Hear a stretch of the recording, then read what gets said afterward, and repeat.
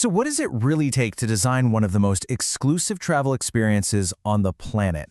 Today, we're going to deconstruct the blueprint behind a world cruise, a journey so carefully planned it's honestly more of a story than just a trip. Okay, to really wrap our heads around the scale of what we're talking about, let's just start with a few numbers. First up, you're at sea for 125 days. That's over 4 months.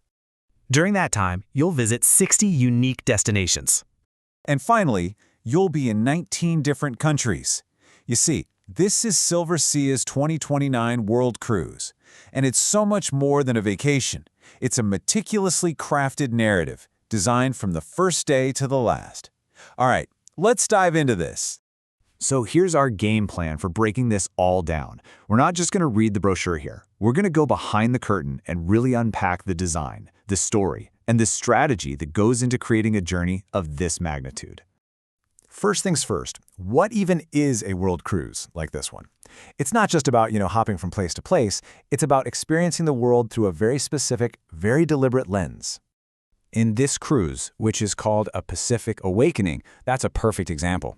It isn't just some catchy title. The entire experience is built for just 392 guests, and it's all about this deep cultural immersion across the world's biggest ocean, not just quick photo op stops. Okay, so how do you even begin to build a story like that? Well, every great experience has a core idea, right? And for this cruise, it's right there in the name. What does A Pacific Awakening actually feel like when you're on that ship? You can see the vision right from the top. This is absolutely not a random string of ports. It's about designing a journey with real, intentional depth. And it's really interesting how they boiled that entire vision down into 3 core ideas that form the narrative spine of the whole journey. So this is it. This is the heart of the story. The entire itinerary, every stop is built to evoke these 3 specific feelings, all inspired by the Pacific itself. The wonder of ancient Polynesian navigation, using the stars, the awe of the natural world, and a genuine awakening to the rich, diverse cultures you're going to encounter. 125 days, that could feel like an eternity. It could get overwhelming fast. So what the designers did is they broke it down into a story with 8 distinct chapters, each with its own little focus. It turns a long trip into a compelling narrative arc. And check this out. You can see exactly how that story unfolds. It's not just a list of places, it's a carefully paced journey from Polynesian traditions to Australian wildlife and then all the way up into the heart of Asia. This structure gives the whole thing rhythm and purpose. And it's no accident. That chapter, Cerulean Shores and Sakura Skies, is perfectly timed for Japan's cherry blossom season. It's all part of a carefully written script. But at this level of luxury travel, it's not just about the port you visit. It's about the moments you experience that literally no one else can. They're all about creating these wow moments that are totally unforgettable.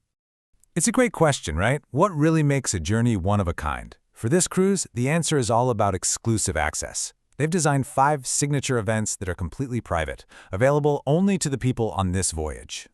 And this right here, this is where it gets kind of wild. These are not just day trips. We're talking about having the only royal palace in the United States all to yourself for an evening, or taking over an entire pristine island in the Philippines for a private event. These are one-of-a-kind productions designed to be the defining memories of the whole 4-month journey. Now, obviously, this whole adventure takes place on a ship, but the vessel isn't just how you get from point A to point B. It's a key part of the product design, and it was chosen very, very intentionally for this exact kind of experience. Choosing a smaller ship like the Silver Whisper, that's a huge strategic decision. With just under 400 guests, you get this intimate, almost club-like feel. But, and this is crucial, its size allows it to slip into these smaller, more interesting ports that those massive megaships could never dream of accessing.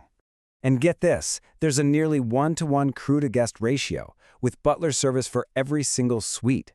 This isn't just a nice little perk. This level of personalized service is a core, engineered feature of the entire experience.